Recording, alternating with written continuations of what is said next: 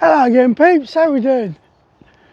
So, Keith did a video on Bergen-Belsen, so I'm going to do a follow-up on that. My first experience of Bergen-Belsen. During my days as an Army Cadet with the Hanson Isle of Wight Army Cadet Force, I was fortunate enough to get sent out to Germany, and I went to 9-4 Locating Regiment in Celle. Ironically, Keith was posted at 9-4 Locating, not at the same time I was out there as a cadet. I was 15-year-old. We got sent out to 9-4, had a brilliant time with those guys, learnt a lot. Didn't make me join the artillery, I must admit, but I learnt a lot. But one of the things they did for us was a cultural trip, and they took us out to Bergen-Belsen. And even at the age of 15, I was not traumatised, but I just couldn't believe the mounds, and the numbers of bodies that were there. Now, Bergen-Belsen, there are no buildings or anything like that. It was actually burnt to the ground because they had to get rid of all the disease, the typhus and everything that was in the camp. But to walk around there, and this was 1975, walk around there, and I had no birds singing. I didn't see any wild animals such as rabbits or anything running around. And there was the woods that encompass the actual memorial camp itself. So like I said, that was 1975. 15-year-old, here I am, and I'm learning about the atrocity that happened at Bergen-Belsen. And a lot of people don't realise it, a lot's been said about Auschwitz. You can visit Auschwitz, the chambers are still there. But the Belsen one, it wasn't a case they got gassed. It was a case that they weren't fed, they were treated inhumanely, and they were dying. So like I say, that was 1975. Later on in my military career, I was posted to 3-2 Armoured Engineer Regiment up in Münsterlager in Dennis Barracks. And by this time, I'm married and I've got kids of my own. So I took my two kids, Junior and Charlene, to Bergen-Belsen. And by this time, they've now got a sort of centre as you enter there, and there was videos and everything. And I didn't shy my children away from it. There were videos of them bulldozing bodies into these mass graves. The reason I didn't shy my children away from it, I wanted them to realise how one human could treat another human. And I must admit, both Charlene and Junior asked me to go back again when we got posted back out of Germany again. And we drove all the way up from Paderborn to Hona, or Bergen-Belsen, because Bergen-Belsen's just outside Hona. And my son was doing a project in school, and he got a load of information, wrote it all down, did his project in school, Robert Browning School in Sennlager. And he got very good marks for it. But he said to me, Dad, I saw a lot more than I saw on our first trip out. So I've been to Bergen-Belsen 2 or 3 times. One time that I did go on my own, I went because I was invited by the German Panzer Regiment that was in Münsterlager. It was the training unit for the German Tank Regiment. And we used to do a lot of exchanges with them. And I got asked if I would mind coming along with the young recruits. So I really did. What did upset me that day was there were some Jewish people there, and they were screaming obscenities at the young German recruits, to the point where I actually said something which probably upset them, and to be honest I don't care, yeah, because you cannot blame the German people of today for what happened, yeah, yesteryear. Yeah, they weren't involved. Those German recruits were there to learn about the atrocity, to learn about the history of what the German people did, or the German military did to the Jewish people. But they weren't just Jewish people, there were Russian POWs that were there as well.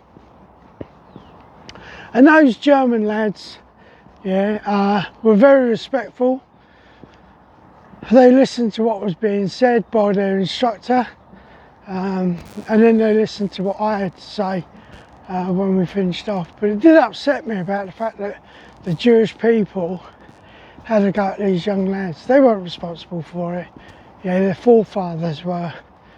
Yeah, in some cases you probably find that not even their forefathers were involved. It was one of those situations where the Nazis were vile, really were, in the way that they tried this ethnic cleansing sort of affair. Bear with me, just got to get through this gap. So yeah, Bergen-Belsen. If you're ever up in North Rhine-Westphalia, up in the Hohner area, yeah, I wouldn't make a special trip for it, but if you're in the area, pop into there and witness it. There were times when I went with my kids, they were digging in the woods that surrounded the camp, and they were still finding even more mass graves. Yeah. Appalling the way that mankind treats each other. And like I said earlier in one of my other posts, yeah, I then witnessed it over 40 years later on with Bosnia, and the fact that, you know, we were watching women and children and everything being ethnically cleansed during the Bosnia conflict. It's disgusting, but that's mankind, isn't it? Yeah. Mankind just cannot live together. Yeah, we've now got the issue going on with Gaza and so on. Just got to get past this horse, guys. Good morning, my love. Hey, not bad, Jay. So yeah, it's disgusting the way that mankind treats one another. Yeah. Everyone's going on at the moment about Israel and Gaza, and then you got old Mr. Trump that's saying, right, what we're going to do, we're going to kick all the Palestinians out of there. Yeah. Oh, temporarily, of course. Yeah. And build it into the Middle East Riviera. Yeah. So some dangerous people around in the world, isn't there? You got Putin, you got Trump, you got old Kim in Korea. Unbelievable, isn't it? Yeah, but all we want to do really is, as we are one race. Yeah, we are the human race, and we should be able to live together. Unfortunately, it's not the case, is it? You know? But then, what we need to do is learn from the histories of Auschwitz, Bergen-Belsen, yeah, and try and ensure that it doesn't happen again. And like I say, unfortunately, when it came to Bosnia, it did happen again. Yeah, and you'll probably find it's happening in other places. Rwanda was another one. Yeah, Rwanda, you know, there's a lot of tribal cleansing going on there. Yeah, but someone said to me about, you know, but it was tribes. Yeah, we're all tribes. You know, we've got British, we've got Scots, we've got Welsh. You know, you could call them tribes, couldn't you? But we try and live together. Well, I know there's a bit of, well, can't even call it banter. You know, it's a rivalry, isn't it, between the Jocks, the Welsh and the Englishmen. Yeah, but we don't get to the point where we want to go and cleanse them, do we? So the human race is a strange thing, isn't it? But will we ever learn? I've got a funny feeling we won't. Yeah. And especially now we've got very dangerous people that are in a position of supposed power that are antagonising things. I really wish that people could get on. I try and get on with people. Some people I disagree with, yeah, but I just let it wash over me. Yeah, it's as simple as that. We've all got our own opinions of things, and we've got to accept it. That's the way that life is. You know, we'll all have different opinions. And when you look at it, yeah, it'd be a sad place, wouldn't it, if we all thought the same and everything. You know, we'd never get on. But, like I say, Bergen-Belsen, if you're up in the area, definitely worth a visit. Go and visit, see what's going on.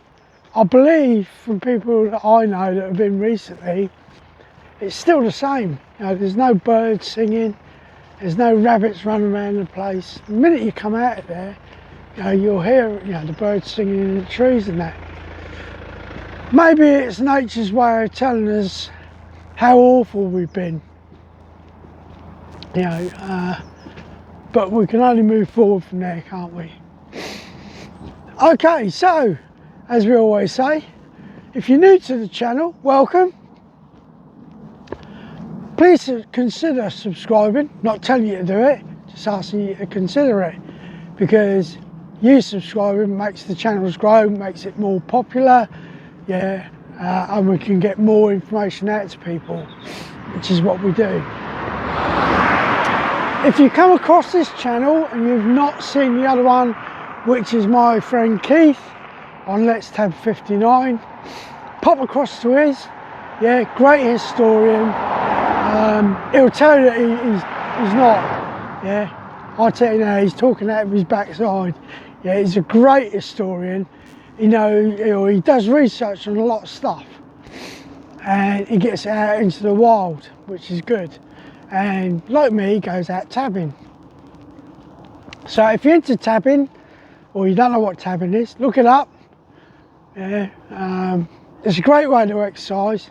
It's free. You ain't got to go to the gym or nothing. Yeah, so look it up, and if you're interested in doing tabbing, yeah, get out there and do it. It's a great way to exercise. So I'm going to leave it at that. Take care, everyone. Stay safe. Be kind to one another. Yeah, and I will hopefully catch up with you again soon. Take care, and let's tab.